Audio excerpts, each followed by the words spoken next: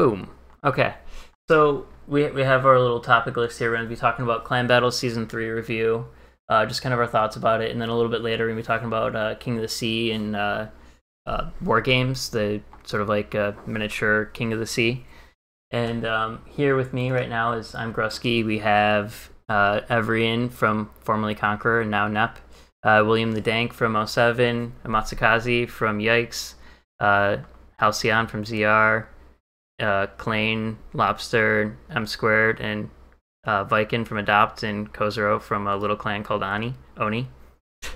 So here we go. We can start talking about some of our topics, and the first one is the meta. I think we can all agree the meta was a little bit strange and constantly changing. One of the main things is Stealth Radar was kind of replaced by DDs. Or sorry, DDs were replaced by Stealth Radar. So you saw a lot of like Wooster or Minotaur just waiting to be spotted, and since they can Stealth Radar, as soon as they were spotted, they could instantly hit their radar and spot DDs. I guess anybody have good examples they want to use, talk about that they had great effect with that? Stealth radars were so bad, YIKES had to swap off of our Zao comp. Oh yeah? What was your comp before? Before, we ran most of the season with the triple Zaos and the double DD.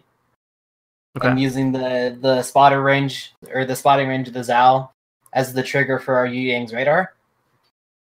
And then it just got so bad with so many Minotaurs and so many Woosters around, the DDs were taking way too much damage, even with the Zaos behind them. We literally had to swap from our Zao comp to a quad Wooster comp of our own. It's so oppressive. You can't do anything as a DD. Yeah, I was on the opposing side yesterday where we fought with that comp, and I can tell that there was definitely like either Gaishu or Matsu was the voice for this change, because they went from a very versatile Zao focus comp to one that's now just full of Stealth Radar and relying on Smoke Wooster to do the massive damage output, which is drastically different if you are unaware of the differences. Well, it's almost like when you release a ship that can Stealth Radar and has this monstrous HE DPM. It's almost like it will force the meta to shift around it. Oh, you Willikers. I never would have guessed. Yeah, who could have thought that Wooster, being a little broken, comes into clan battles? Yeah, Wooster, we kind of talked about it in our training stream, but I think it was William here said Wooster's like a bit of a sleeper that people haven't really realized how good it is. And you were absolutely right on that. As soon as like we talked about it, within like a week or two, every team was running a Wooster differently. Like yeah, at the beginning of the season, you would see Woosters kind of like playing as Des Moines, and that was like our initial reaction too. Is like, oh, we'll just trade out the Wooster for Des Moines, and that was so wrong. And it worked like the first game or two because people didn't know how to react to it and stuff like that. But eventually, what Teehee I think was talking about too is they would use it as sort of like a DD in a way where you would spot Stealth Radar and the rest of the team would focus down, and the Wooster would use all of its guns and make that DD run away scared or take too much health or die. Yeah, and it was extremely powerful. Because like the only thing that outspot you is either a Minotaur or the DDs, and to be fair, Wooster really isn't afraid of either. Yeah. I mean, also to be fair, I think Minotaur plays the hybrid DD role better, just because it's got the better radar trap and it's got the better maneuverability. You said Minotaur did? Yeah. Minotaur's radar trap is much bigger. Yeah, that like was usually, if you're expecting a Wooster's radar, you can play around its 9.5 to 9.9 range, and it's not that bad. It's when you face check it and it's at like 7 that you're kind of dead. Yeah. Yeah, even in our Bravo teams in Storm, we had a really good Minotaur player, and I was really hesitant to put the Minotaur in clan battles, but then we got rid of our DD, and it was fine. And I just think that might be a more of a balance question for wargaming is do we want these cruisers with these stealth radar ranges? Like, they got rid of stealth firing. Do we want stealth radar to be like a thing going forward? God, I hope not.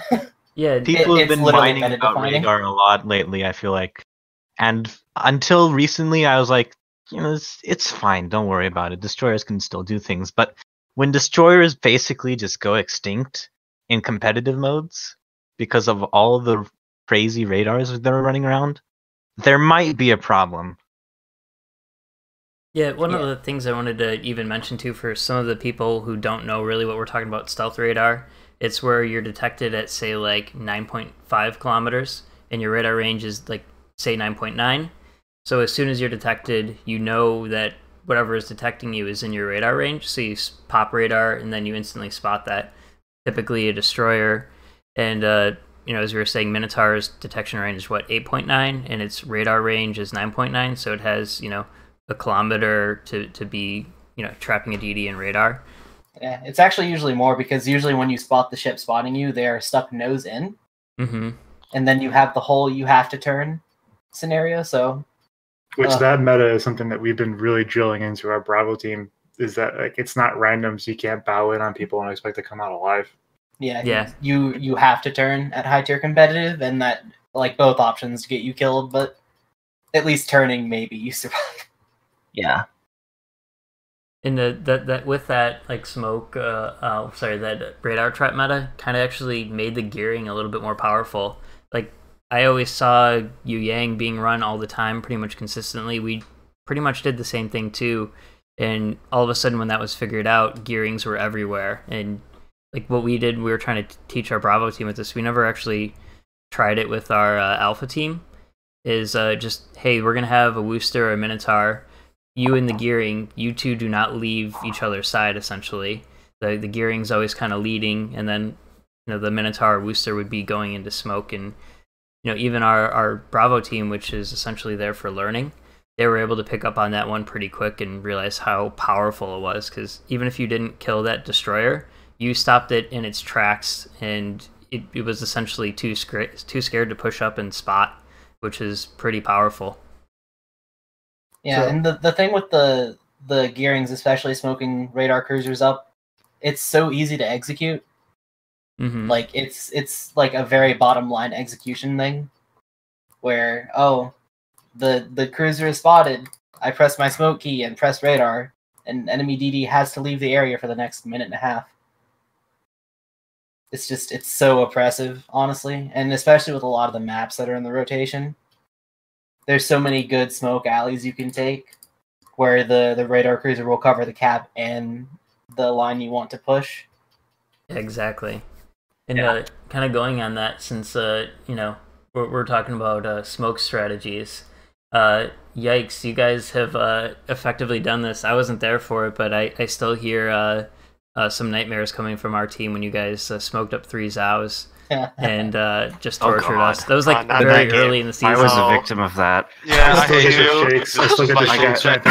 you. I got chunked for probably 30,000 HP in about 15 seconds. If I may add, like that smoke, the 3 Zao and a smoke thingy, like that's one of the reasons I feel like people kind of went away from Des Moines, is like people figured out how to do it like pretty well. And it sounds, you know, in the Des Moines, you think of a Des Moines, it's like, yay, it's a 50-second radar, but it's 9.9 to 10.6. So if you sit there, because we've had our Des Moines get farmed to living, you know, it's not been nice for some of our Des Moines. And it's just that 0.7 kilometers doesn't sound like a lot. And you say, okay, you can move forward and back, but no, 3 Zao Alpha is no joke. And I think that's one of the reasons, like, the Des Moines is kind of, I haven't seen the Des Moines in the past couple of days of clan battles personally. So I don't think many Hurricane teams are using it. It's just gone now. Because people are punishing being spotted without, you know, being able to counter that spotting in some way. Well, I agree with that. I think a lot of it's come from, like, in Season 1 especially, the Des Moines is really powerful on corners because people didn't know exact positions on the map to punish them. As we get more seasons in, people know what angles and what ranges you need to hit Des Moines on corners, especially. Like what is it? The west side of the what is hotspot? No, Sleeping Giant, the off cap. Oh. That west side where people always park Des Moines. Oof. Yeah, we figure out the exact panel of the square, like how much distance you have to give when you enter that spotting range to make sure you're not in the Des Moines radar trap. Yeah. Like once you know how to play around the radar on the corner, and then you move Zows or a battleship or a Hindi into a position to hit it, it's stuck on the corner and it just dies. Yeah. And also, echoing on what Halcyon was describing, I want to just throw it out there to see if William, Amatsu, and Halcyon here agree with me. I think like the idea right now, we have a little bit of balancing between like, the Zhao Hindi versus the Des Moines Moskva cap, where Zhao counters Des Moines hard because of the HE alpha, but like Des Moines can, like is very effective against, competitive effective against Hindenburg still, because Hindenburg doesn't really have the alpha. Meanwhile, Zhao is not as effective against Moskva because of the armor, and whereas Hindenburg has a 51mm pen and can effectively punish Moskva when they're spotted. So I think like, when one ship becomes too strong and the other side will just switch out the other ship that's not being countered as a response. And do you think like this plays into what you've observed in Hurricane? Hell yeah. It's very rock, paper, scissors. Yeah. Yeah, definitely. Because like we used to run 2 Hindenburgs in our lineup for the longest time, because early season everyone had a Moskva except YIKES, of course, but everyone had a couple of Moskvas lying around sitting bow on. But everyone went like, these people who had Moskvas went and said, okay, we're going to put a Des Moines, we're going to find a Worcester, and stuff like Des Moines, Worcester, Minnow, like the amount of HE damage these things eat is no joke. So like a really good Zhao is much more effective because sure, your DPS is a bit lower, but sorry, your reload is a bit slower. I don't know the DPS math, but the amount of damage you put out is pretty good. That's just my opinion on it. Yeah, definitely. I think we talked about it too, and a lot of people assumed at the beginning of the season how powerful Zhao would be since it got the buff to the torpedoes, and Hindenburg got like a small, slight nerf. And I think everybody who said that, which was a lot of people, is right on the nose with that. Zhao is really powerful this season. I mean, but I really enjoyed a season where there was one cruiser that was viable. Yeah. Hindenburg. that part was pretty nice. People ran Zhao's last season, and in the season before that, it's just but you knew that you needed a Hindenburg to like be your DPM monster. I did. Right there, Zhao's were teching against other Zhaos. True. Mm-hmm. There's usually Not like one Zhao a team. Let's have more Zhaos. Well, that's because the role of the Zhao there was different. The role of the Zhao in like a Hindi heavy comp, if it's a 1 Zhao, it's usually playing the off flank. Yeah. It's not your mainline cruiser in that scenario. So I guess one of the other things we can talk about, since we have Halcyon from ZR here, full like cruiser setups. I believe it was it ZR that was doing that? I thought we were talking about it earlier. ZR and Han especially do it. And Han did it as well. So I guess except Han plays it a lot worse. They don't diversify. They don't diversify the comp enough. So they just have like one like essentially what Moscow I've heard. I haven't actually played them. 5 Moskvas, 1 DM. Yeah. Ooh. I think that's a bit much. So for people who like don't know much about that, like a full cruiser setup is exactly as it sounds. You do have a battleship. You just forsake having a DD and just go with 6 cruisers. And I guess what's the kind of like mindset behind that? If one of you guys could explain that a little bit. Why would you take away ZR? What's going to change about your play style and your team's overall strategy then? Why? Okay, so when you have DDs, like Amatsu described back when we discussed stealth radars, DD play is not fun. Okay, it's genuinely not fun, especially in Clan Wars with stuff. I've been playing DD for 2 seasons before. I'd rather do many other things. And the thing with full cruiser pushes is, especially with some of our later lineups with more stealth radar, if you can control vision properly, you will always have a DPM advantage, and you want to get the enemy team to take you up on a DPS fight, and then you win every single time. Like, if you let the enemy team sit down and smoke up DDs and stuff, then you're done. Like, you cannot sit down and push into smoked up DDs. What you want to do is take a fair fight, or, take a open water fight, and then you win every single time. That's the idea of a full cruiser strat. And it's surprisingly, I thought it was pretty fun to play. The essence is just, we're giving up the cap advantage early so that we can get unfair trades just by the sheer DPM and then take it back in the late game. Yeah. And especially with a lot of the maps, there's a lot of the caps on the offside that you can stick a cruiser like on a rock once you've controlled like a certain like corner or alleyway of the other side, and then that cruiser is basically invulnerable in your cap, and that's how you win the cap on that side. Looking at you, Sleeping Giant. Sleeping Giant on hotspot, hotspot especially. Sorry, hotspot the C cap, Sea of Fortune the A cap. It's insane. Yeah, which is ACD. Like except for like the B, I think it's a B cap. Yeah, the B except for B cap, all of them can be controlled by like sticking a cruiser on the side. No, but like the reason I brought up Sea of Fortune is if you have a cruiser on the one line, right?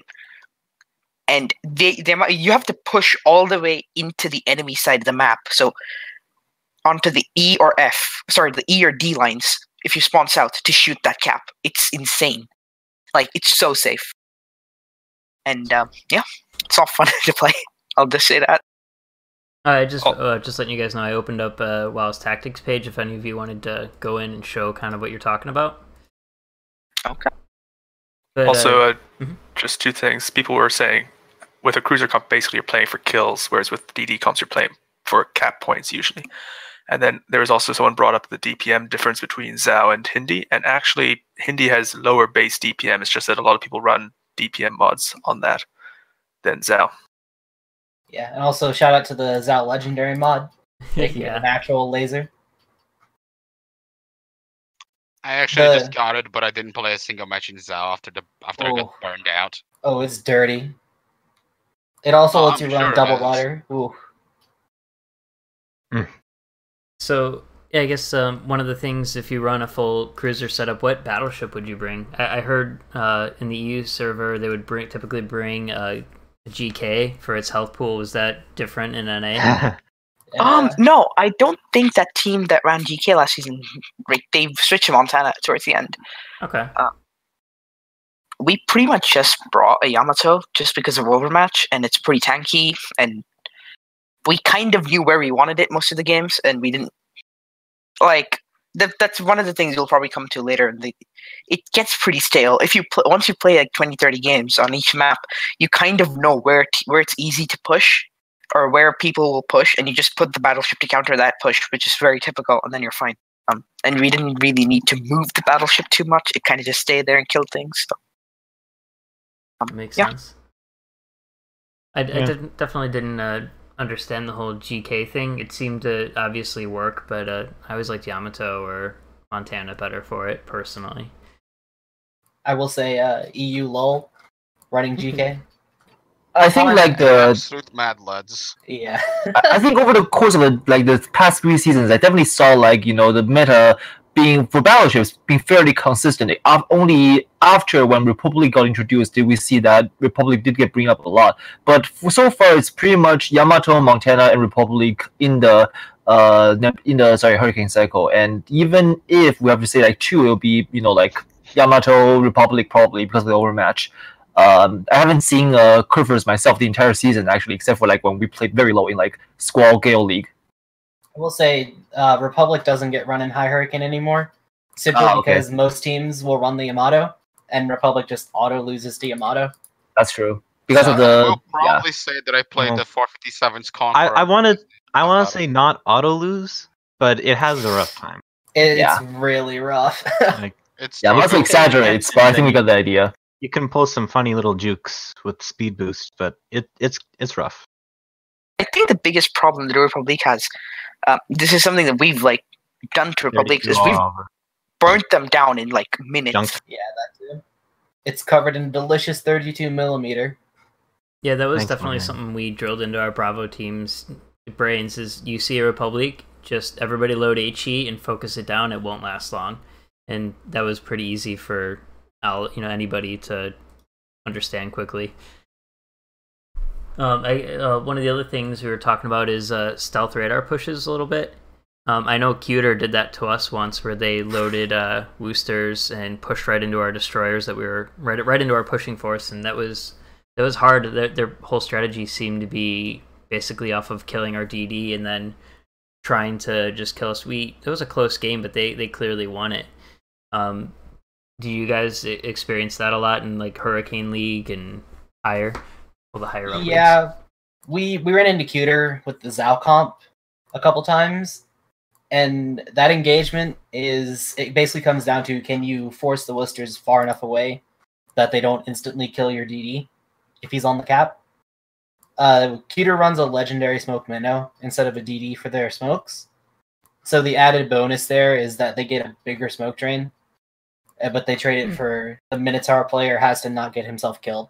Yeah, I think it's pretty much like 48 or like 50 something seconds, or almost a minute time of smoke. 40. It's either 48 or like 52. It's really long. Yeah, it's like longer than any really DD dumb. smoke. So you can pretty much like drag a huge giant ass smoke shot with the, especially with the like the Dunker Captain the smoke skill. Smoke screen expert. SSE. That's right. I think we did some testing on it sometime. You can get it on like some 48 by 48 maps. I think a square and a bit of smoke coverage. Yeah, you can cover so much of the map.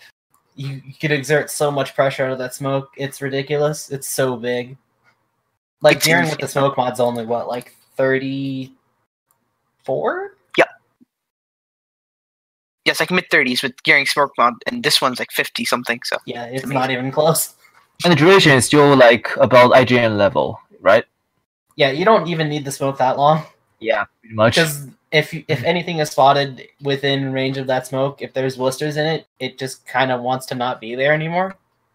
Because Worcester's DPM in the, the 65 seconds or whatever you get in the puffs, that's more than enough time.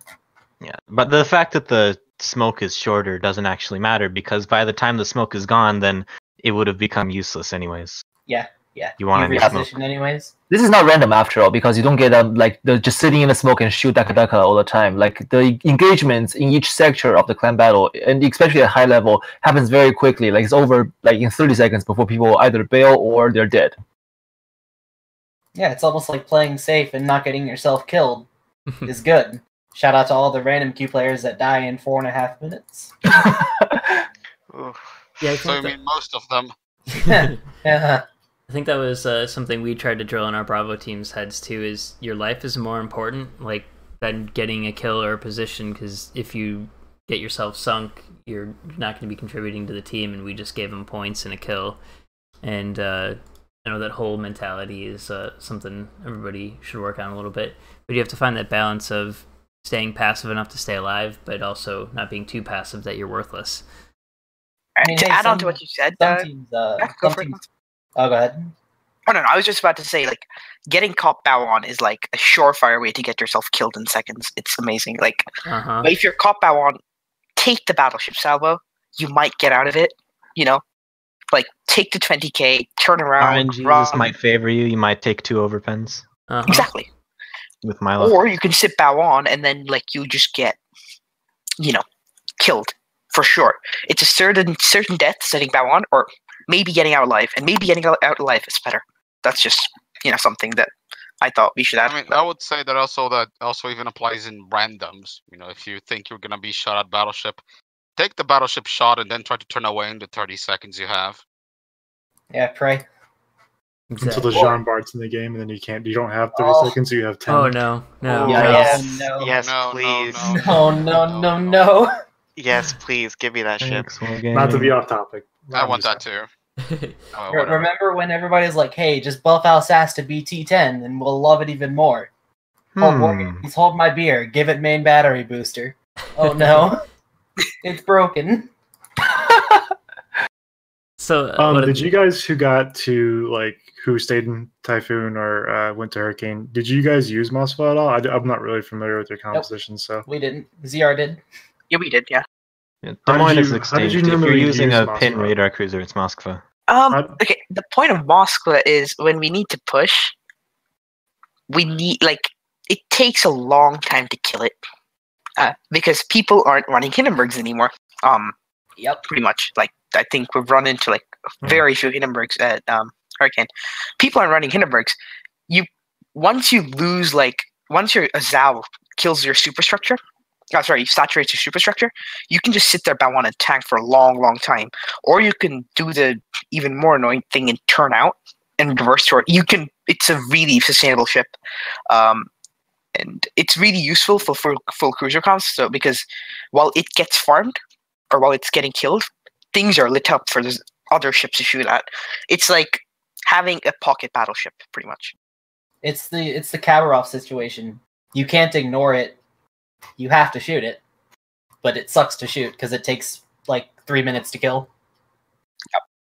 Yeah, I struggled with trying to find how to play If you think Moskva is bad, wait till Stalingrad. Oh no! Oh no! Please. I'd say there's like a 90% chance Wargaming just bans it from all competitive. They better. And that would cause a whole new wave of drama, but let's not go there yet, because I think we've got other things to talk about before we finish up this section. I just want to push the discussion forward, Gross, if you're fine with it. Yeah, I just wanted to Squared to finish up his thought, because I know at least in the lower leagues, we didn't see too many Moskvas, and obviously in like the Hurricane leagues, nobody, it was pretty popular and used a lot. I know you kind of looked like it sounded like you had a question you were going to go for using it, MS? My question might be more like I just need to watch like some games that you guys played, or just play with you guys in like a training game. But like I'm a good monster player in randoms, but I could not get that ship to work in clan battles at all. And I tried to do the thing where I'd post up in that difficult to kill position, but against better teams, they just knew to hit me with HE until I was on fire and burn me down. You have to not the Moss like completely. Like, funnily enough, the Moskva's legendary mission, Follow the Moskva, that's literally how you play it. You press W, and your team has to not be afraid. Yeah. Like, if your team is not trading health while your Moskva is dying, that's how you play the Moskva wrong. You have to aggressively trade the health while it's dying. Because if you're playing Moskva and you're being farmed, then then you're doing the right thing. But your team might not be doing the right thing if they're not farming the enemy. Yeah, I was going to say, it sounds like it's thing that requires a lot of team cohesion. Yes. I mean, it's not even just team cohesion. It's just, like... You have to understand how the game itself actually works. Essentially focus fire and coordination. Like, because when we did it, for example, my best memory of Moskva is on Sleeping Giant. This is, like, I think sometime last week. We had 2 Moskvas on the right side of Sleeping Giant, and we had a Worcester. And in the time that the enemy team sat down and farmed me or SAT, who was the other Moskva, our Worcester was able to run riot. So, like, just having both of us getting farmed gives a Worcester just, like, it just sat there and farmed, like, open water shooting. And that's what you do with the Moskva, is just use it as a pocket battleship, pretty much. And if your team isn't exploiting the fact that you're getting farmed, you're not using it well enough. Yeah, and the Moskva itself is easy to play. It's how your team plays around the Moskva dying is what will determine how effective it is. Okay, so if you let one die, it's a waste of a ship. Like, straight up. If you just sit there and say, I don't want to shoot because I might lose health. No, like, you're wasting that ship. Anything would be better than a Moskva then. It's just, like, I think Matsu said, it's so annoying that you have to shoot at it, but it's not easy to shoot at. And it's not easy to kill, so you have to abuse that fact. Shout out to the 50mm buff that nobody asked for. Dude, no one was using it in clan battles, Kappa. Yeah, shout out to that buff that happened. So I was actually gonna ask about that, because certainly that played into a lot, and I think it was, who was it? William, were you the one who said basically that got all the fun taken out from playing Yamato against Moskva, because you can overmatch playing any battleship? Yeah. I remember there was this one game. I hate thinking of this game, but there was this one game. I was in Yamato, full health. And I had to duel a Moskva where we were both bow on at 8 kilometers. The Moskva started out at 45,000 health, and he killed me. He literally fucking killed me. I was in a Yamato, he was in a Moskva, and he had 20,000 health left. It's low that HP, ship dude. is retarded. I fucking hate it. It's pretty cool. Honestly, just channel my, I don't know, my inner Richelieu and just fire AP at Moskva superstructure and get 10k. I'll survive. So I guess that we can move on to the next topic. Meta counters.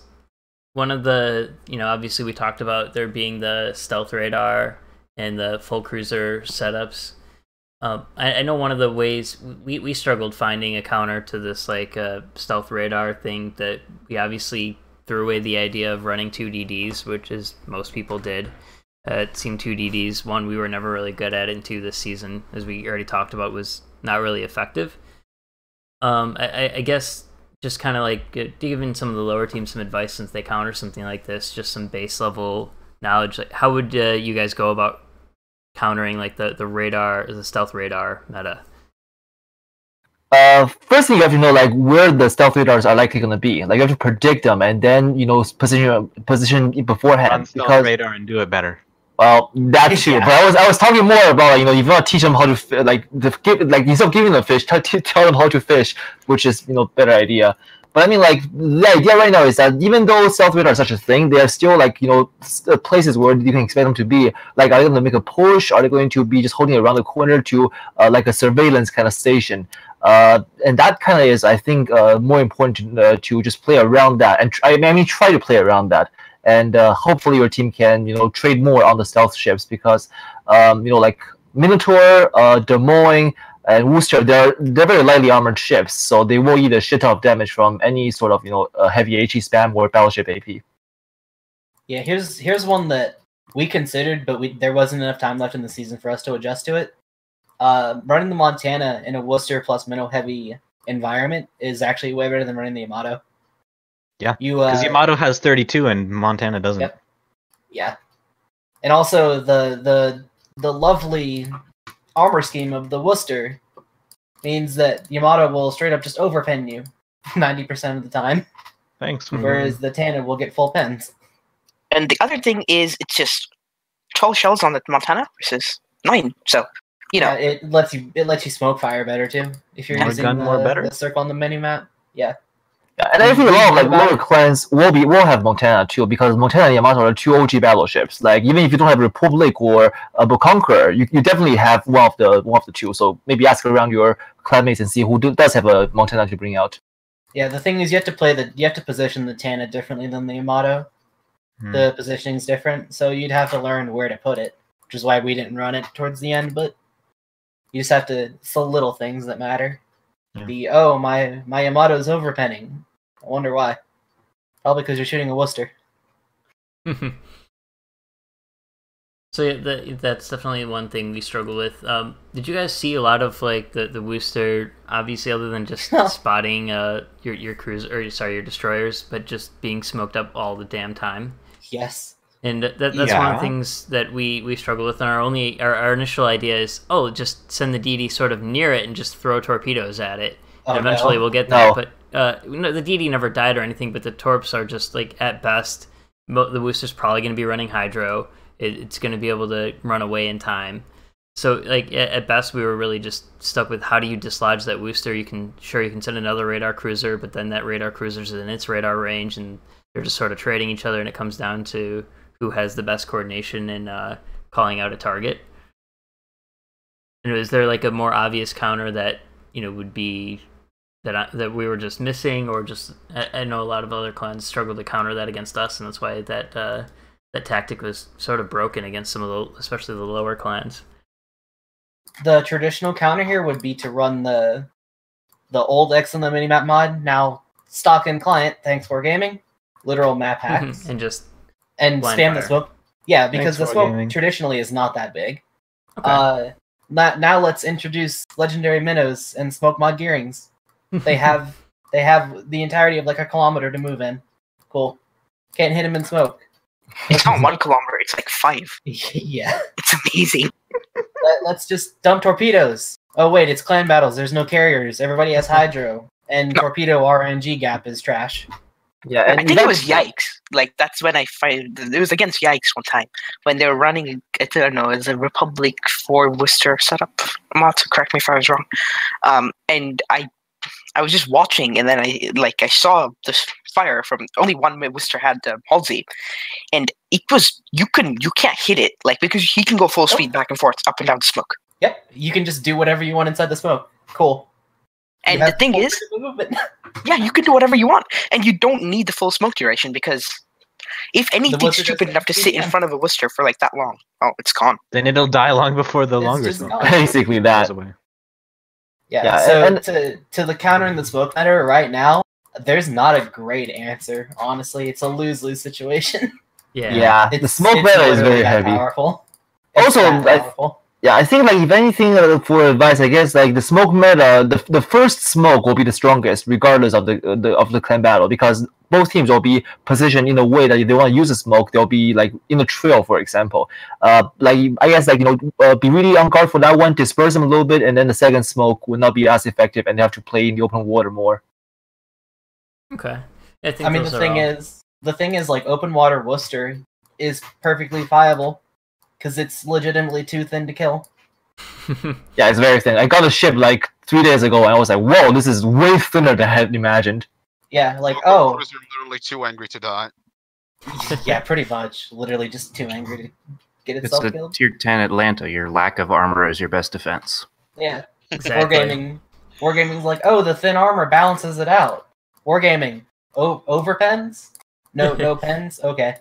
I haven't tested it out, but how does the Worcester fare against like hold your rage when I say this, but Royal Navy AP from CONQR? Because we know it's short fuse, so maybe it doesn't get as much overpens. Do you think any of us have tested that? Times. Yeah, we actually saw it once or twice. The short fuse AP from the CONQR actually does really good against Worcester. The problem is the CONQR has a giant forehead for the Worcester to shoot at and just kind of kill. So it's a mutually assured destruction situation. Yeah, and pretty much. That's also using your battleship to counter that one ship. Like you're taking your battleship slot. I mean, hey, you wouldn't take a Conqueror for the rest of the team strategy. It would just be a straight Worcester counter, which is a huge sacrifice. I would argue running CONQR to counter Moskva comps is pretty good, but CONQR best cruiser. We're considering that as well. It was Tana and CONQR. We're like, all right, do we want to kill the Worcesters more, or do we want to kill the Moskvas more? So this is going to be the bitching and moaning portion of the stream, talking about Clan Battle Season 3, and that's the Alpha Bravo. Yeah. So cheating implemented into the game. Thanks. So yeah, I guess the idea behind it, what Wargaming wanted to do is to have the higher rating, so your alpha team, the better players in the clan can go and be competitive and do everything that they want to do, while the lower skilled players of the team, or the people who maybe aren't as interested in it and want to try out clan battles, they can have their spot to do so without ruining that higher ranking of the team. That at least is, I believe, what they said the idea is behind it. Very few clans use that. I know Adopt uses it. We're sort of like a training clan, so we brought in people that wanted to learn or wanted to improve, or just even start off in clan battles they've never played. They wanted to start in a place where they could learn, and we try to pair some of our alpha team, we now call them, with the Bravo team to learn. Most cases, that's not how clans used it. From at least what I heard, a lot of clans were using it to kind of block access to Hurricane or the higher leagues, or other stuff like that. And it seems like overall it kind of didn't work. And you're basically running a Smurf team and a competitive team. And essentially that's what happened after Season 1 of Clan Battles. Without mentioning names of certain clans or anything, there were definitely clans on a few servers where they were running Smurf clans, because in Season 1 you didn't have a cooldown when you left a clan. You could just leave a clan and instantly join another. So what a lot of clans Wargaming banned an entire clan on NA because one team of theirs was switching and just fucking smurfing and cheating. Exactly. Yeah, and then unbanned them when they bitched about it. And then now they basically put that in so you don't need to switch clans. But we still have that 3-day cooldown. Oh, guys, it's not hacks if it's built in. Yeah, exactly. It's not cheating. It's not cheating if it's Wargaming game.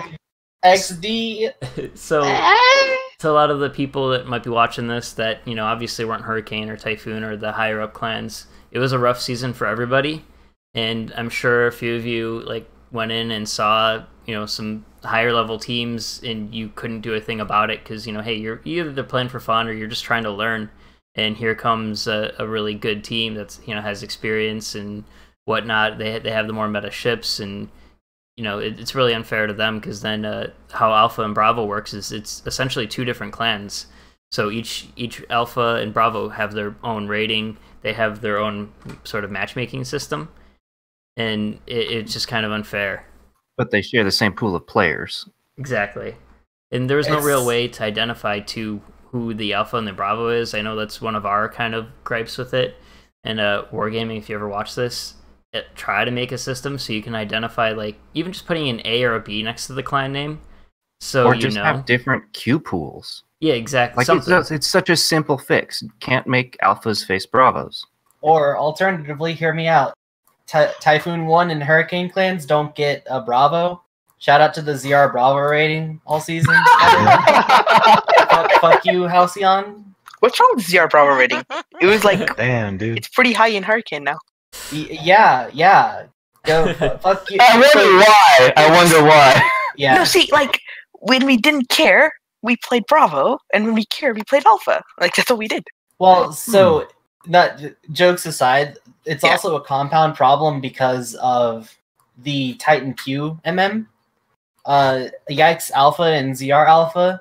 If we're not in Q, or if it's not like Sep or Mia or another Hurricane clan, be prepared to wait 9 minutes in Q for a Typhoon 3 team for 6 points.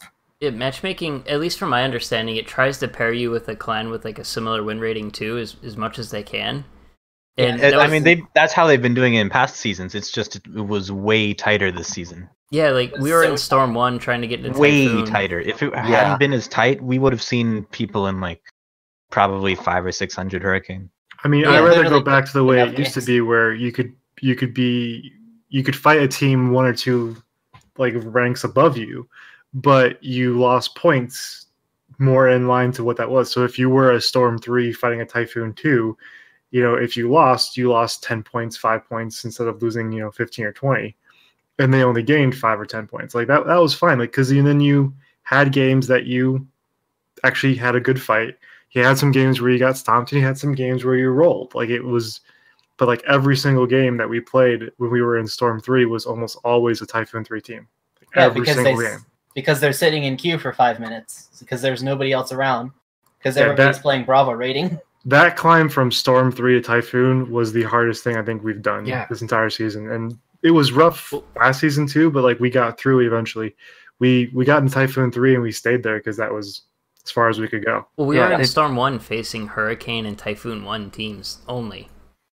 Like every night. It's a testament to how crazy the combination of Alpha Bravo and the tight matchmaking that I mean, I can really only speak to the experiences of our clan, but we got Hurricane probably like halfway through the season in season 2. It was like, no, it was with like 1 week or left. 2/3. Like we had a lot of time left once we got to Hurricane. And that was where we paused and tried to get everybody. And we paused, and but we barely squeaked into Typhoon 3 this time. Like it was hard. Definitely a struggle. So we did lose some skill between this season and last season with some of our players, but like I mean, there were more factors, but that struggle to get out of Storm was the worst part. It was the hardest it's ever been, at least for us. And I don't want to focus just on too much, but I guess the general point I'm saying for every team is it was a lot harder for a lot of like the mid-range teams, I guess you want to say. They kind of got like a little bit of a harder time. Like I was saying, we were fighting Typhoon and Hurricane teams every night as a Storm clan. Yeah, and you get so clubbed. Yeah, exactly. And we held our own like relatively, okay against some of them. But obviously there's some clans that we were going up against that's like, well, we're going to try our best, but we know we have no chance, and it was a bit discouraging. And I think it's not fun for either side, right? No, because they're bored. They're obviously going to win. Like you can tell they weren't even trying their hardest, and it's a little bit humiliating for us. But they're also just bored. They want a challenge too. Like when you sit in queue for like 10 minutes or something, right? And then you face, I should name a clan. Let's just say you face a clan, and you play that game, and it takes whatever time, and then you get 8 points or 9 points, and it's like, I waited 10 minutes, and then I played the game for 15. It took half an hour is what I spent on this, approximately, and then I got 8 points from it. Thank you. You know what I mean, right? Yeah, it's nobody wants to do that. Not to hammer down on our situation too much more, but just as an example to whoever's watching this, I'm looking at our last about 15 or so games played, and we broke into Typhoon for the last time about 2 games before we stopped playing our Alpha team. And the last Storm team we faced was about 25 matches prior to that. So all of like these last 20 matches we played in Storm were all against Typhoon and Hurricane. Like that's part of the problem. We're not exaggerating. We would face a Hurricane team or a Typhoon 1 team, and we would if we won, we would gain like I think it was somewhere around like 21, 22 points. If we lost, we would lose 19 points.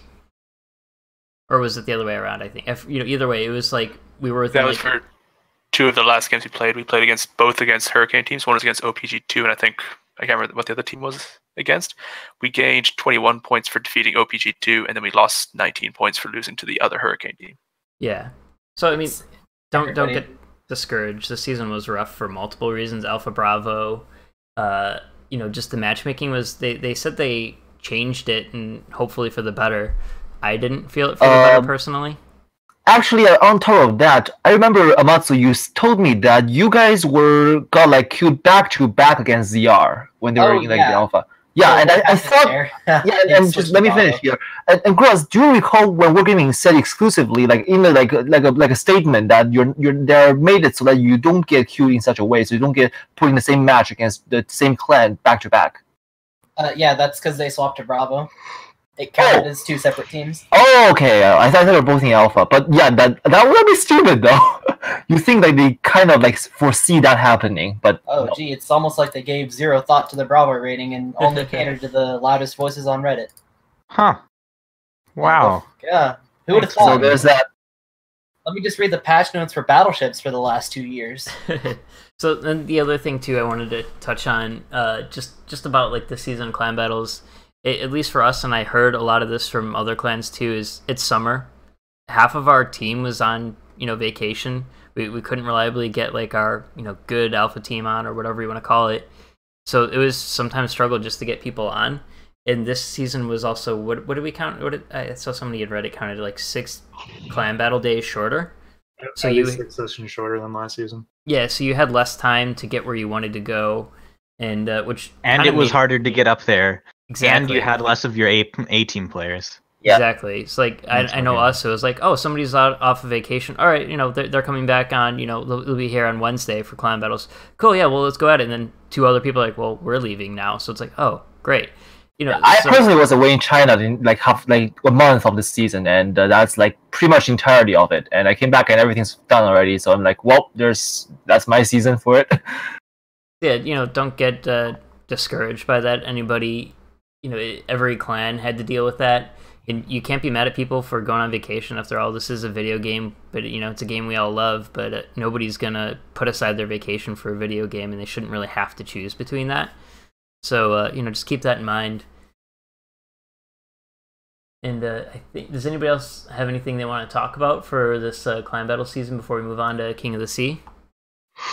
I'd just like to say that we bitched about the Alpha Bravo stuff, and they do need to fix it or find a way to balance it. But I will say that for a clan that has a big difference in skill between our top and our bottom players, it was really nice to have an Alpha team that could play seriously and a Bravo team that could actually get a chance to play clan battles, experience it, learn and get better.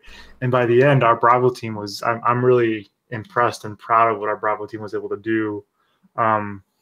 In that time frame, 2 or 3, but it was actually great for learning for at least us, because we could pair like our alpha team, just have like 1 or 2 of them on a team leading and telling people, giving people feedback and learning. Like so many people were like completely opposite players. Like when we first started, they were the player that was running at a cap and trying to bow tank in a Zao, and next thing you know, we're having them play on our alpha team, and they're carrying their own. They're playing against really good teams and doing really well, and sometimes even carrying the game.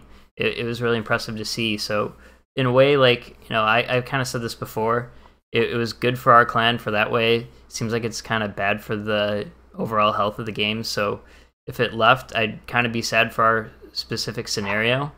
But hopefully Wargaming can figure a way out to fix and balance that, where we can kind of have the best of both worlds. I don't know how that's how they can do it. Yeah, it reminds me more of the Graf Zeppelin. I love it, but it's cancer for the game. Yeah. This season was a proof of concept. I mean, maybe hopefully, fingers crossed, they can refine the system and how Alpha Bravo teams are queued or something, but not have to get rid of the idea entirely. Because, like you and Mike said, like it's a really good idea. We just need to fix implementation somehow. Exactly. Yeah, I mean, Wargaming has been shown to be reasonably competent in these aspects at the very least. So I hope they can find a way to. Hopefully they fix things up next season. Yeah. It'll be good to have, but if it left, it'd suck for our clan in particular. I'm not sure it'd be overall bad for the game. We'd have to make more use of Adopt 2. Yeah. Anyway, I'd say I would rather have it gone than the same next season, but I would much rather have it be back in a more revised form than gone. I can agree with that. It was also helpful Likewise, CONQR. learning how to shot call for alpha members as well. Oh yeah, that too. I would definitely never volunteer to shot call for an alpha team just because I don't have experience, but getting a chance to try it out in Bravo is great. I guess before we completely move on, I guess, this can be kind of our chance to talk about anything we might want for Season 4 of Clan Battles. If you guys want to take a second to think about that, if anybody has any ideas. I do want to mention some of the things Wargaming's kind of teased that are not confirmed. So, please don't, anybody get their hopes up or start planning for it. But one of the things they sort of teased in one of their videos, I think it was like the Waterline series, is that they are working to add carriers in Clan Battles eventually when the rework happens, which who knows when that will be. Sometime last year. Yeah, it possibly could be Season 4. Personally, I kind of doubt that. But that is something that may happen in the future. So, kind of keep that in mind. And I believe they even sort of talked about, I believe in the same Waterline series, adding more players. Like, I think it was 9v9 or maybe 8v8 and adding another battleship. Yikes! So that's one of the things they talked about. And who knows, obviously none of it's confirmed, like I said. But that's kind of one of the things that they've hinted at and that the future might look like. And they've even asked on one of the surveys you could take about the season of Clan Battles is, what was the question? Damn, I lost it. My thought now. Damn. Maps. They asked a lot of questions about maps, so maps might change in the future. They've already talked about updating a few of the maps for update 7.9. So hopefully we can get a Hotspot. I love it for a Clan Battles map, but I'm sick of seeing it. Hotspot's terrible. Well, please remove Hotspot. Please remove Mountain Range. I like the map, but I'm just so old. How about please remove Okinawa? Yeah. No. Okay. Here we go. I'm gonna trigger both William and Halcyon with this. Mm-hmm. You ready for this? Yeah. I want 9v9, 2 battleship. All right. Carriers guaranteed. All right. But not tier 10 carriers. I want tier 8 carriers. Ooh. Oh. Ooh. Wow. No. Here, this gets better. Not only do we have 2 battleships, right? Your cruiser players have to buy HE before they can shoot it in Clan Battles. Rip that was one of the other questions. They asked about what tier you guys would want, what tier you would want for Clan Battles to be, again, if you're happy with 10. Personally, I like 10 for Clan Battles. It feels like it's the most balanced tier, but now that they're adding things like Salem and Stalingrad and I forget the tier 10 French PB, but that might change all that. Alsace ++. Bourgogne? I think it's Bourgogne. I don't know French, but it's yeah. Just go Jean-Bart, on isn't it? Alsace ++. No, Jean-Bart is tier 9. Oh. I mean, I still agree that generally tier 10 is probably the most balanced tier that we have. As long as they don't let Stalingrad in. It would be nice Stalingrad if is- they switched it up a little bit, like messed around with the team compositions, but I think leaving it at tier 10 is fine, as long as they, introduce other competitive formats that aren't tier 10, like ranked, What do you... ranked, or something. I've kind of thought about the gets idea old. a little bit, but what do you guys think of having the lower league or Lower leagues be lower tiers? Kind of like how they separate ranked. Similar to how they do ranked?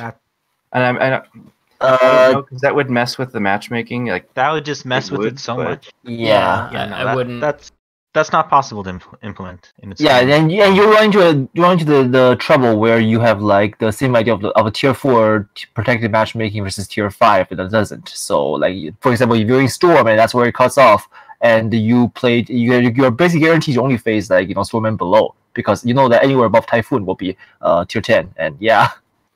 Yeah, that's a good point. Yeah, I don't think they could ever split it. Like, I think I wouldn't mind if I saw like tier 8 or something, or hell, even tier 6. I like tier 6 for whatever reason. You know, just I wouldn't mind necessarily seeing a change in it, but I'd really prefer tier 10 stays the same. And somebody even said in chat, like, exclude all premiums. That might be a possibility for clan battles that I personally wouldn't mind seeing if they kept it at tier 10 to keep things like Stalingrad out of there. You know, things like that could be good. Carriers would be interesting to see if they are able to implement the change and add those in. It would change the dynamic a lot. Obviously, be kind of more like King of the Sea that we're going to talk about here in a minute, and it at least when they were talking about it in that one video, it kind of sounded like essentially it's King of the Seas, but, you know, clan battles. So it's essentially the same thing. So unless you guys have anything yet you'd like to talk about that you'd like to see added to clan battles or changed or anything like that, we'll move on to King of the Sea. Yeah, I just want to say one more thing. Like, please no 2BB. I know Matsu was joking, but like we both agree that 2BB would be very not fun to play against, especially when a lot of like top players play cruisers and they pride themselves being the cruiser player, not battleship players. So it's almost like come on, don't you agree we need 2 carriers on each team and both have to be tier 10s? Yeah. Oh yes. It's almost like being stuck in a permanent crossfire where a good RNG salvo will just delete you from the game. Boy, let me go play fucking Mario Kart instead. Get me out. I would just add that I kind of hope they don't add carriers to Clan Wars because it's going to make a huge barrier to entry for beginner clans because there's such a small population of skilled carrier players. It's okay that it's in COTS because you have to sign up for it. Yeah. Yeah. And that's the other thing, like, you'd have to require carriers, essentially, like how ranked is, where a carrier is not required for each team. Yeah. Like, unless they want to do some sort of weird shit where there's, like, 1 queue for carriers and 1 queue for not carriers. Which we already talked about. The queue is kind of already messed up as it is. A lot of teams waited a long time and, you know, then got, like, subpar matchmaking, it sounded like. So I don't think that's the solution. But Wargaming will do what Wargaming wants to do. I will say, adding carriers to clan battles, that sounds like somebody who's never played competitive carrier before. Because I really enjoy playing Fighter Hakuryu and AFKing my fighters to spot a destroyer or torpedoes for 20 minutes. Yeah. Because that's I'm sure there are a lot of carrier mains out there who are really sad that they don't get to play carriers regularly in clan battles, but yeah, no. They don't want carriers at tier 10. You're not a significant enough portion of the population for us to thank you. You don't whine on Reddit enough for Wargaming to care? The skill gap like increases so much more because we can all see, like, I don't know, I feel like myself, I'm a pretty good average player. I can hold my own, and I feel like I can hold my own and even randoms or whatever against, you know, Unicum players or something. I can at least not make that dumb decision that makes me, you know, instantly get deleted. But, you know, me just starting to play carriers a little bit, obviously I'm not that great, but just the difference between a good carrier versus just a Unicum carrier versus like just a good carrier is just so far apart from each other that, you know, just increasing that will, I don't know, really imbalance things a lot for other people. At least I think. And again, I'm not really a carrier player, so I could be really wrong, but I think most people kind of agree with that.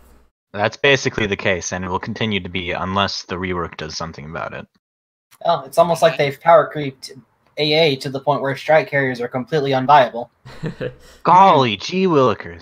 No, shout out to nothing but, you know, carrier fishing divs at tier 10. Yeah. Oh yeah, that's always fun, isn't it? My urge to call out names right now is rising. It's increasing with my autism, but so we can kind of move into clan battles unless somebody else has something else they wanted to add. I didn't want to talk over anybody. Nope. All right, so King of the Sea is essentially I'd say the most competitive thing you can do in warships. There's 2 versions of it right now. King of the Sea is like the main one, the main competitive tournament. There's a newer one called Wargames, and that one is Wargaming. Yeah, it's essentially King of the Sea Junior, and we'll call it KOTS a lot. KOTS. Kings of the Sea, except all the good teams are banned. Yep. Hey, we're not banned. Hint, guess. Do it, Matsu. I believe in you. So the idea that they banned some of the top teams from King of the Sea from Wargames. You know, their idea is to welcome some of the less skilled or less experienced teams into war games and have more of a chance, which is good and bad. People get to learn, but you don't really learn if you're, in an echo chamber playing against the same skill. But they don't get to learn it properly. Yeah. Yeah, So, and then you get to actual King of the Season get stomped anyways. Yeah, there's definitely its problems with that. I'm just gonna go over like the main points of King of the Sea for anybody who doesn't really know. Like, as you know, clan battles right now is 7 versus 7, 1 battleship, and as many cruisers or destroyers as you want to fill up, with that 7 count limit. King of the Sea is 9 versus 9, and you're allowed to have 2 battleships and 1 carrier. And I don't believe you're required to have a carrier even, but why would you want to enter it without having a carrier? You're not required to have 9 players, but that might not be a great idea. I mean, hey, we're thinking of entering with like 3 people, a bot carrier. Come on, it'd be funny. Sounds fine to me. So yeah, that's like the big difference. You can play the maps for King of the Sea are different too. I forget the last time they were on, but War Games, I want to say was I forget the map layout now. They're most of the tier 10 maps you would see. They have the traditional like 3 style cap. So actually, I think I have a in a WoW's tactics page where we started making our strats. I can kind of show some of the maps. They were based off of last season. How do you do text in this? What? You can do text in WoW's Tactics?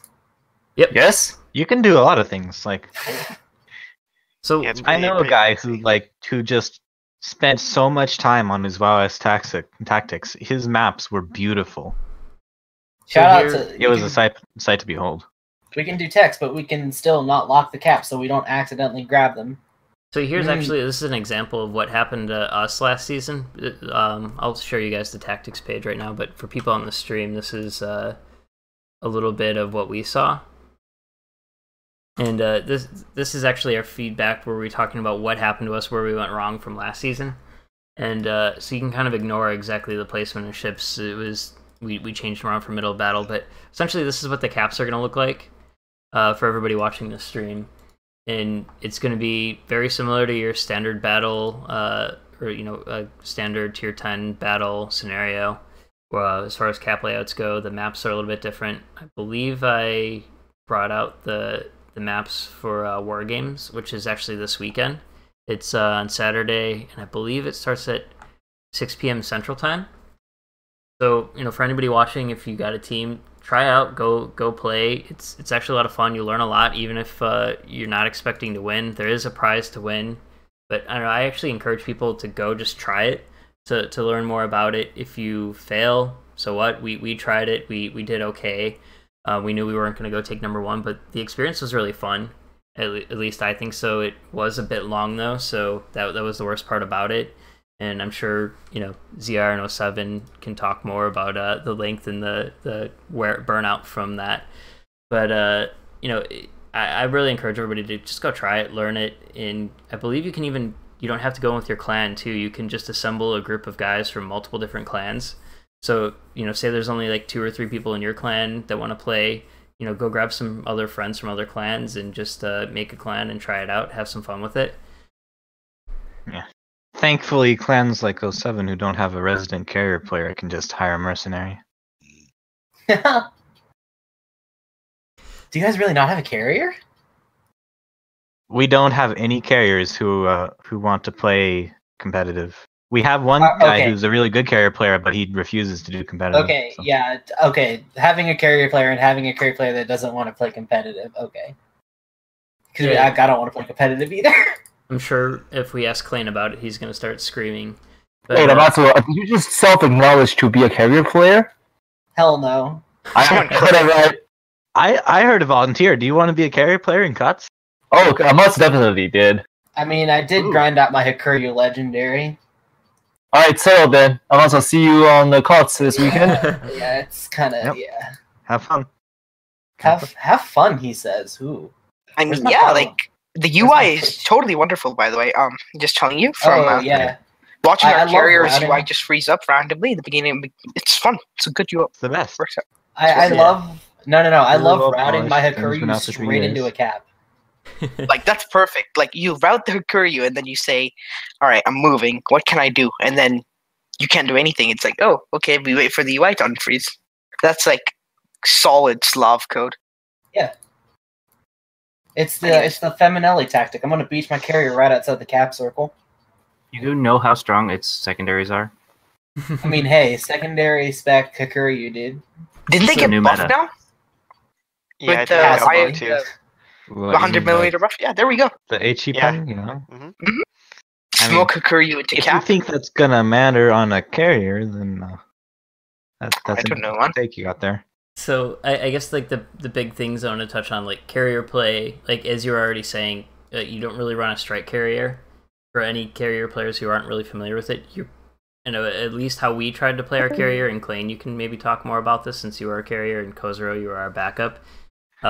You're basically there for spotting as a carrier. Later on in the game, sure, you can find opportune moments to use your bombers or torpedo bombers, but most, like 90% of your work is just spotting. Is that pretty much correct assumption?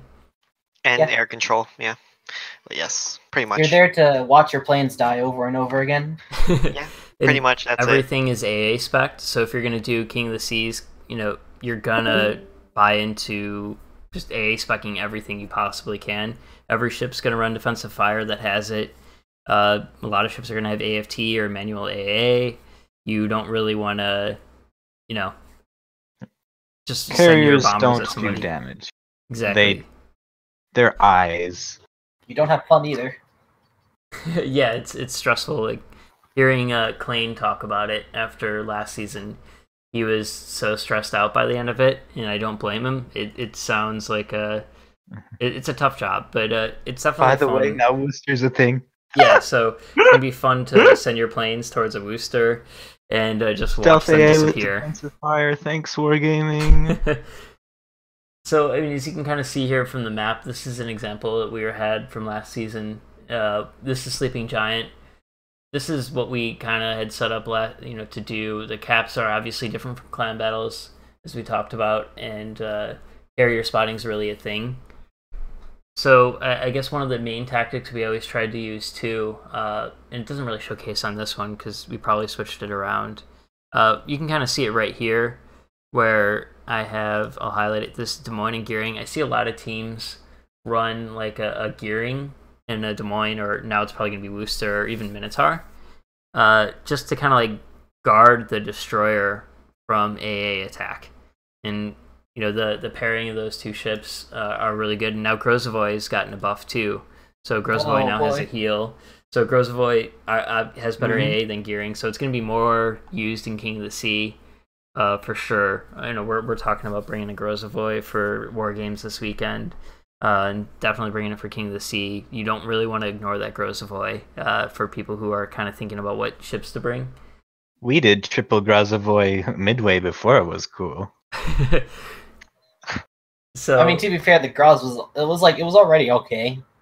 Like, it's got Russian 130s, it's got smoke, it's fast. The heal. Shout out to the heal buff, also, that nobody really wanted. It's almost like Russian ships getting buffed in the last patch was a little excessive. Huh. I mean, it's okay. Now we get all the French ships getting buffed for no good reason. Oh no. Henry with main battery booster. Oh no. As a person who loves my Henry, it absolutely did not need that, but I love it, and I am terrified to fight against it. Hey, like that booster thingy with the legendary mod. Oh boy. Much spiciness. I guess to talk about ships for King of the Sea, battleships, AA is really important. If nothing else, just to keep yourself from getting spotted, or just that strike force. Eventually the carrier will realize you're not fully into AA if you don't spec, and they'll eventually try to attack you. It seems like the most popular battleships I saw were Montana, Yamato, and Republic. Republic has really good AA. I believe it has a good range too. I haven't played it, so somebody else can maybe the range fill in is my all gaps. 4.5 and higher, so you make use of your damages no matter where the planes are. And one of the main things we ran into is we like Yamato for the overmatch. So obviously its AA it's pretty good. It can kind of defend itself, but it's not like stellar. It's not going to stop like a whole strike or anything like that. We liked it for using for that, but the Yamato is kind of inflexible where you might need to move around the map a little bit more. Yamato kind of gets stuck that way. At least what we found. Some better teams might have something else to say about it. We tested out Montana and really liked it because its flexibility. It can turn around and sort of kite if it really has to, and it can also push pretty well. It has pretty good AA to defend itself. So you can have two battleships. At least what we found is I suggest bringing, two of them, basically. Sorry, not two of them, two different ones. So you wouldn't want to probably not bring two Yamatos. You probably could get away with two Montanas really well, just because it's such a versatile ship. But if you can, don't bring two Yamatos. You're kind of limiting yourself there. But again, it depends on your strategy too. Republic is really good. We played it in one of our practices, but didn't really get the full hang of it. That one's really good because it can reposition and adjust, and it has really powerful, fast-firing guns. I don't know if ZR07 want to talk a little bit more about that since you know more. Well, I want to say that Republic is a lot more viable in COTS than it is in clan battles. Because you have another battleship to back it up with? You have another battleship to back it up with, yeah. And also, the ranges in COTS I find are a good bit longer. So you benefit a lot from the high shell velocity, in addition to the overmatching. And in addition to that, you have an easier time dodging shells because you've got speed boost and you know how to use the WAS tax. Yeah, pretty much what Dank said. Like, the issues that the Republic has in Clan Wars, which is when, it gets forced to do something. And, like, Clan Wars, I would say the approximate engagement range is between 15, or something like that. In open water, it's about, like, 10 to 15. It's, like, COTS is about 5 kilometers longer, range-wise, like Dank said. And Republic shell velocity really comes in handy because, like, if you run Montanas and stuff, it's like firing, rockets. It takes like 5 years to get like back to the ship, and it takes time. So like Republic shell velocity is really good in COTS overall. Eventually, with the Montana, you'll fire at someone, and then you're gonna have AR, and your shells are gonna land after you've reloaded in a Montana. Yep. Like that's not even unlikely. Yeah, and Republic is a cruiser killer, and most teams still have a lot of cruisers. Just the fact that it sort of has like its lol pen, so to speak, where it can just pen most, especially like Zhao and Hindenburg, just evaporates them. Plane, are you sleeping? Yep. You pass out? Probably. He's Brazilian. I don't know what time it is. Wait, Plane's Brazilian? Yeah, he's in Brazil. Anyways, the battleships there, you want to try to diversify and make use of them, set up a crossfire with them. That's one lesson we found out, easily, is you really want them to not be stuck together. It's not really going to help you. Yeah, definitely. If both of your battleships are on the same side of the map, then you've done something wrong. The best way to use your battleships is to have them on the different sides of the map so that they can pinch people and get those crazy deletions. Mm-hmm. Oh, it's almost like a 2 battleship format is very powerful for the battleship. Wargaming? Especially when everything is lit all the time by carriers. And it's lit on demand as well. That's the other thing. Like on demand, every time. It's great. Yeah, like if you have both your battleships on the same side, and if you want to see people do it, I do not recommend going here to make fun of these people, because these are people who did their first King of the Seas. So, be mature when you watch it. I think there are some like old King of the Seas ones on there where you can see like teams on the first round sending both battleships to the same flank, and like they're facing Hindenburg comms to just like sit ass on and farm them down one by one, and they cannot do anything to these Hindenburgs because they're angled to both at the same time. And what are they going to do afterwards? Like there is no crossfire, there is no spike potential at all. Yeah, there is no threat. I'm kind of setting up a little bit of an example here on the fly.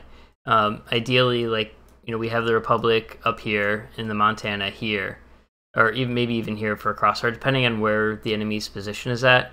But I mean, essentially, right here, these cruisers, if they try to push up, no matter where they go, they're gonna have. This is not a perfect example, but they're just gonna have a little bit of a crossfire right here. That's gonna be hard for those cruisers to angle out. If they try to angle to the Republic, they're gonna likely give a bad angle for them on the Monty, and the Monty is gonna make them pay for it, and vice versa. So you really Can I edit that map shortly? Yeah, go for it. Okay. So one of the big, on Warriors Path especially, one of the big positions is this, right? South of A, this island. It's a very common Des Moines position. And you put a Montana here, or, something here, and you pressure it from here, get him to back up, and it's a Death Strike. It's a, No, it's Dev Strike, but it's Citadels. It's straight Citadels. Before. Yeah, like stuff like this is why 2 battleships is really, really strong, and having 2 BBs on the same side doesn't help. I say that because other teams in ranked would put their DMs there, and guess what we would do? Push the Zal's 2-line, have the battleships hit home cap. Oh, the DM's gone. Just things like that, like you're just saying, is perfect for why you want to separate your battleships, set up a crossfire. Generally, like you want to do that with your whole team. Like you guys were just saying, you would shift your Zows over towards. I don't have the thing. You would shift your Zows here to push the DM back, and then the Monty would then get a broadside shot. Like, just try to think of things like that. Obviously you're just starting out and learning, so I suggest doing practice battles either within your own clan or with another clan you can set up. And just practice things out. We learned a lot about it, and you learn by failing a lot of the time too. So don't expect yourselves to go in there and win the whole tournament, but just go in there, have some fun. If you get knocked out right away, just move on, and you at least tried and you practice, and you can move on the next time knowing more, and eventually you can progress till you're one of the top teams. And I guess we can kind of move on to talking a little bit about the cruisers. The Wooster and Minotaur are really good for King of the Seas just for their AA ability. And like as I had said before, I see a lot of teams trying to pair like a AA cruiser with their destroyer. So the destroyer has the ability to just like deny that area. Let me go to where's the map that I can. Does anyone here think that there's a good chance that Worcester is banned from KOTS next season?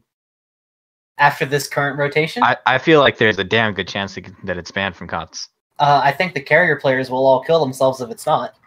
So let me just pop up. Say this is a Wooster right here. This ship. So you put it right here. You can argue. I'm just using this example. It might be a bad position, but right here you can go. What is the Wooster's max AA range? 8.6. 8.6. 8.6. It's smoke. It's spotting range 7.2. That area essentially is a no-fly zone. Is a no-fly zone. So you want to position that cruiser either to support your destroyer or even just deny an area of spotting for the CV. Oh look, you put 2 more cruisers here, and guess what? Yeah, you can't even go. You can't even enter. No flying over the entire map. Yeah, like I have screenshots from our strats. You can lock out the AA bubble overlap is insane. Like even with battleships and everything, you can basically I know I'm drawing lines. Like you can make sure everything north of a line is like death levels of AA. And it comes down to who can get bombers down the 1 and 10 lines faster to get spotting from behind instead of in front. Because if you get spotting, like the green planes, spotting from here is a lot harder than spotting from here. That's just something that works out the way it does. Yeah, I mean, look what you could do with 3 Woosters or 3 Minotaurs. Guys, there are gaps in that AA. I think it's gonna be fine, everyone. I think Worcester is just fine. It's an okay ship. It's balanced. The AA isn't oppressive. Don't worry about it. You totally don't just there are gaps. Strafe. There's a tiny gap on either side of the map. It's fine. Oh yeah, no, it's fine. You totally don't just like send a single fighter to strafe down those lines. Of course not. No, why would you do that? So, I mean, just whenever you're talking about that, and use this page as well as Tactics. I'll leave a link for it in the training room strat, and I'll upload this to YouTube and leave a link there too. But use WoW's Tactics, for clan battles next season or King of the Sea. It's invaluable. Like we did clan battle season 1 without this. And I don't know how we even made it to Hurricane without talking about this stuff and having a visual aid and making plans, because as you can see, just this diameter radius tool, seeing visibly where the AA bubbles are, it's so powerful. And you can, then look, like if you pop a destroyer, say that I think the caps are, right in the middle, kind of just as they are in random battles. So you regular domination. Yeah, so you pop a DD like right here. Let me move the bubble out of the way. So your DD's there in the cap, and right here that DD's covered by air. It's going to be hard for that carrier to go strike it. So we kind of just take these two out of the equation. In fact, I'll use a better example for visual. Let's say the DD's right here in the middle, trying to get your B cap. Right here, even though the booster's somewhat far away, it still is covering all that area where the carrier can't just go and attack the destroyer and get a free kill, because a destroyer on its own, especially like a Gearing or you pretty much would bring Gearing or Grozova. I think those are the two accepted DDs. Am I right? Yeah. If it doesn't have defensive fire and it's on its own, then it dies. So you don't run any destroyers that don't have defensive. Yeah, exactly. So Grozova is, has the best AA for a destroyer, and it has a heal now. So it's going to be even harder for carriers now too before the booster. And even so, the Grozovoy's AA, I don't think it's like good enough to really stop itself against a strike. Am I wrong on that? No, it doesn't. Grozovoy, if you run AFT and manual on it, it is a threat to strike planes at all times. Okay, it's a threat, but it doesn't. Whether you have defensive or not, it's a major threat. It still sucks. You still can't hit it, but you might get 2 planes through. Come on. And then it'll dodge the torpedoes. Easy, dude, come on. Because it's got speed boost at the same time. Dude, come on. And if it eats a torpedo, it cons and heals. You're ruining my fun. It's absolutely disgusting. And yeah, that's the, we're talking, I guess, before we move away from cruisers. So Wooster and Minotaur, more Wooster than Minotaur right now, unless they take Wooster out. Wooster is going to be the #1 AA cruiser. As you can see, having 1 or 2 of these can really impact the carrier and what the carrier does. Minotaur has a pretty big AA bubble as well. You typically would run Radar Minotaur. I don't see Smoke Minotaur too often. I don't know if any of you guys have run or seen teams running Smoke Minotaur successfully, but simply the booster is going to be better just because it has Def AA. The other cruisers I've seen a lot are Hindenburg and Zhao, just like clan battles, except you would run defensive fire and AFT or even manual AA on top of that. See, Moskva was another pretty common one. I don't know if anybody's had different experience with that now, but since the Moskva got its bow buff, I think that's going to be even more tempting. Boy, I can't wait for the 2 carrier players really enjoy spotting Moskvas for their team. That's true. The bow armor buff isn't going to change that much. Yeah, because then you simply park a cruiser, ass in on the Moskva. And then you burn it. And I think that Moskva's going to be even less favorable because Hindenburg is not going to suffer very much from its nerf in Kings of the Sea. Yeah. It's still going to be a thing because you can just kind of count on always being spotted. Yeah, like what made the Hindenburg less, favorable in clan battles is Zhao can disengage when it wants. So, like, say you get a Zhao low, the Zhao is not going to fight you back. That's just a very crude example. It's going to go dark and run away. It's going to go dark, run away, and you can't catch up. And say you want to disengage, well, Zhao can shoot 1 AP salvo, take off 20k of your health, and go back dark before you can do anything to it. That's kind of how it works. But in King of the Seas, you have perma spotting, so Hindenburg can, slowly farm people down. Might as well have a Hindenburg. Yeah. Effectively the same. Pretty much, yeah. Unless you're really obsessed with Zhao Torps. Like, the one thing the Zhao can do really well is disengage. Because Zhao AA is 7.4 with AFT and the AA mod. And, Zhao AA is 7.2 and Zhao plane detection is 7.4. So, like, it's a better, buffer. It's a 0.2 kilometer buffer. With Des Moines, it's 7.2 and 7.8. So it's a bit harder. You can perma spot it. It's really hard to perma spot at Des Moines because you're going to fly into the AA range anyways. You have to constantly report your planes? Yeah, pretty much. And with Hindenburg, the thing is, if you get a Hindenburg low, you can spot it relatively easily because it's an 8-point-something kilometer air but section. It's a Hindenburg, so it doesn't die. Yeah, that's the thing. Like, pretty much. You have to hope and pray that people get their shots in. So yeah, and then cruisers. You guys were talking about DDs now. We mentioned Grizzly and Gearing. The one thing I have to say is Yu Yang is really not a great choice.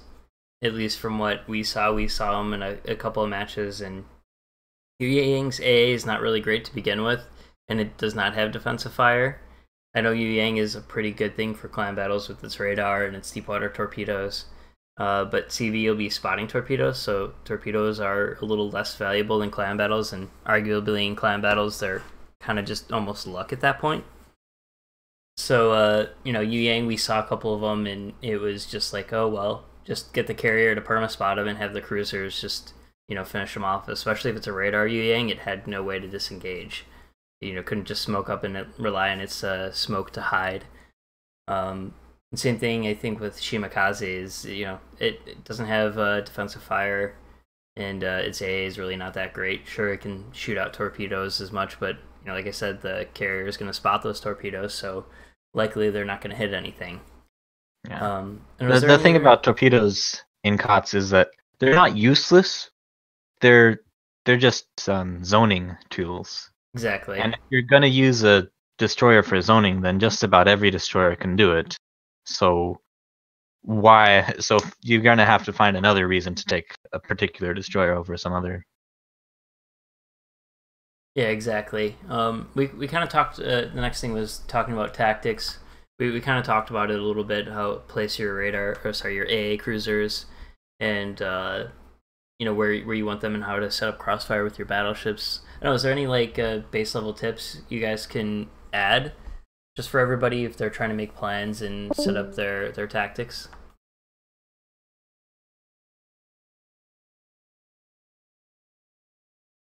I don't know. I'm not a caller, so nothing comes to mind instantly.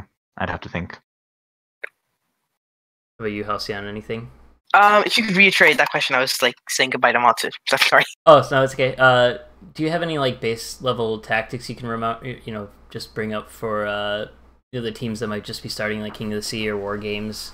I know we touched on the battleships setting up crossfire and where to position your AA cruisers, and things like that. Yeah. Sorry to cut you off. But where you position your AA cruisers? Remember, when you put an AA cruiser there, people will find a way to kill it. I don't want to sound too pessimistic. Nobody is so creative at this point that they find a new spot that nobody's ever thought of. You know what I mean? Every single spot, an island in the King of the Seas map rotation, people think about where to shoot them from, how to spot. Sure, you can't spot an AA cruiser with planes, right? But you can park a radar opposite, and then you can radar him for 50 seconds, and the battleship will get 2 salvos, maybe 3. There's ways to kill things, and you have to keep in mind how to kill things so you're prepared for it. That position I showed you on that warrior spat, that's one of the risks of that position. How do you keep that place safe? You cannot get radar from the top spot, so you have to keep that Des Moines if it's there perma-smoked for it to be viable. Stuff like that. That's always key. And then, just don't have people running around on their own. Yeah. Just like in randoms. If it's on its own, it had better have defensive fire. And by the time it doesn't have defensive fire on it anymore, it better not be on its own. Yeah, pretty much. The AA, the bubble is very important. Keeping your AA bubble wall or whatever it's called, in place at all times is very important. Because otherwise, just crazy things happen. I'm just going to leave it at that. Because you have planes that go past, and one of the big things you see in King of the Seas for people who don't watch or spectate that is empty dive bomber spotting, because empty dive bombers are faster than fighters. So that's something you'll often see is people sneaking empty dive bombers behind the enemy team and spotting them from there. Dive bombers, anyhow. Yeah, Hakuri dive bombers at least. Because, some of the people out there might have illusions of trying to run Midway at this point. Ah, yes, for the Curie planes. Which I'd like to dispel. It was good in January. It's not good anymore. Yeah, so that comes into CV for like our like final topic on tactics is most teams recommend Hakuryu, and you I don't know, Kozuro or one of the other CV players that knows more. What did you say type of Hakuryu is? It's like 4-2-2? Yes, 4-2-2. So what does You that want mean? all your 4 fighters, 2 dive bombers, and 2 what's it called? Torpedo bombers and 2 dive bombers, I think. Haven't played carrier in a while.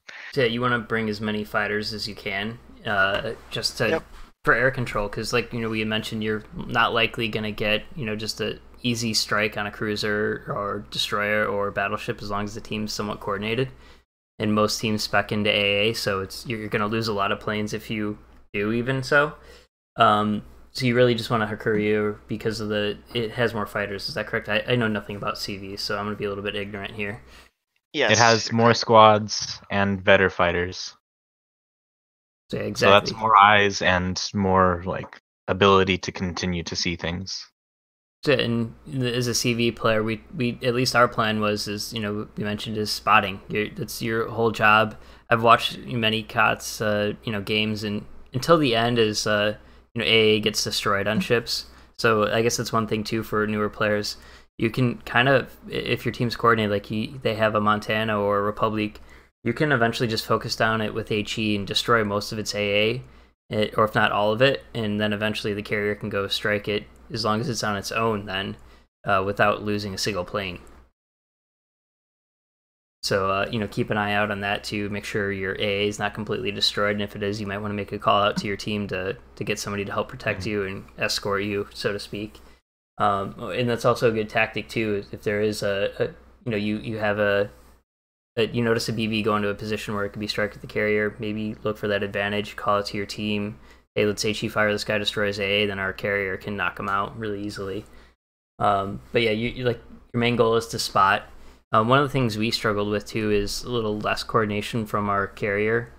We didn't have enough coordination with our carrier with the rest of our team. It was kind of like, oh, the carrier is just going to shift around. I think this time we go in, we're going to have a little bit more like, I don't know, say for example, hey, this whatever map it might be, our focus is A cap. That's what we want to attempt to cap. That's going to be the plan.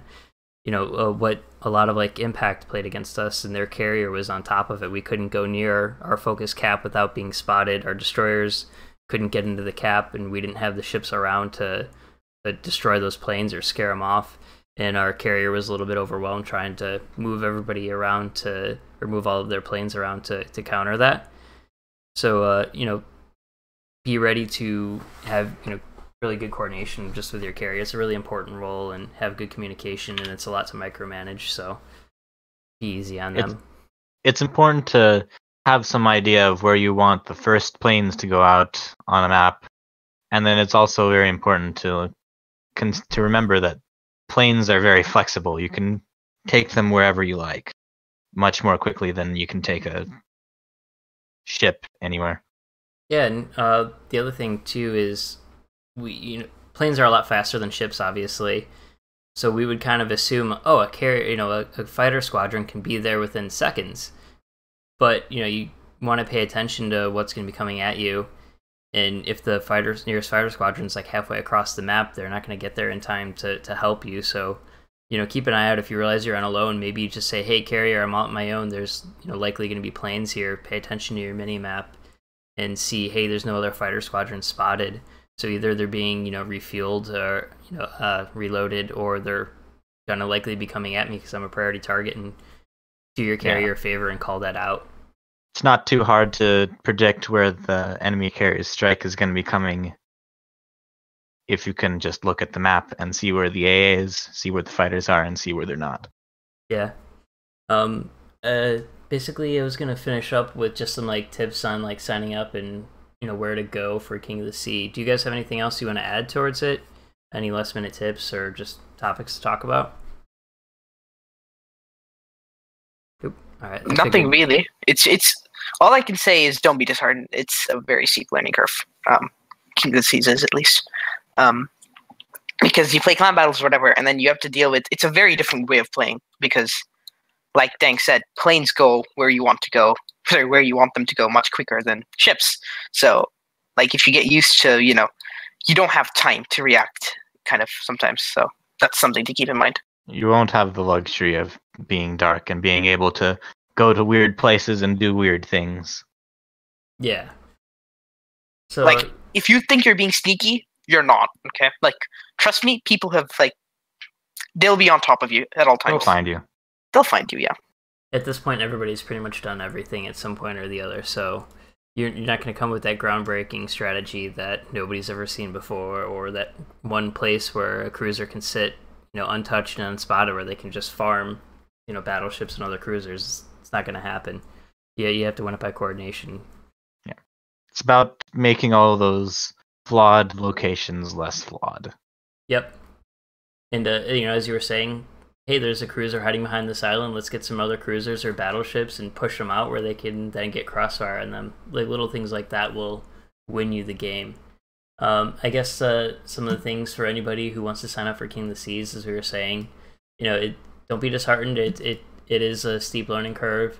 I really encourage everybody to practice at it. We can get more teams in it. The more people that play in the tournament, the better it's really going to be. So watch this, practice a little bit, go in there and just have some fun too. Like, if you get knocked out the first game, at least you tried. You did better than the teams that didn't even show up or wouldn't even sign up. So there's a Discord for wargaming or war games, which is this sort of like mini King of the Sea. And here you can go and sign on and communicate with the admins running it. I'm going to bring it up on stream just so people who haven't seen it can kind of see it. So here's the Discord. There's different channels, so you can go. There's just a general chat. You can go and request roles. So that's this Saturday, I believe at 6 p.m. Central was the time. And yep. Sign up. I believe, what did they on Friday or Thursday? Trying to remember. I think so. Yeah, I'm not sure. So yeah, you still have time to sign up now. If not, I think you can sign up by just say Thursday to play it a little bit safe. Form a team together, practice, just go give it a go. And then there's King of the Sea, which also has its own Discord. Same thing, similar setup. There's cross server things here, so I believe there's a EU portion to it as well. Yep. So you can go and request whatever section you're from, whatever server you're from. There's different channels here. You can just have random chat and everything like that. So, just go try it out. Practice with war games as much as you can. There's another one. I want to say it's on September 16th or 15th, somewhere around there. So there's going to be another one if you can't sign up this weekend to practice for it. Sign up for the one in September, and then King of the Sea hasn't been announced when it's going to be, but we can only assume it's going to be before the next clan battle season. So probably between September and November would be my best guess. But once it's announced, I'll try to talk about it. Maybe we'll do another stream a little bit more about it. Hopefully I'll be able to input more once we have some experience for more games. So I guess if there's anything else anybody wants to talk about, we're gonna call it a day. I think I got nothing. I think we're good. Like I said, I'll share the links for the different Discords and some of the info for War Games and King of the Sea, so people can check it out and learn a little bit more about it. So thanks for joining me, guys. We're gonna have a good one here. See ya. Bye. See ya.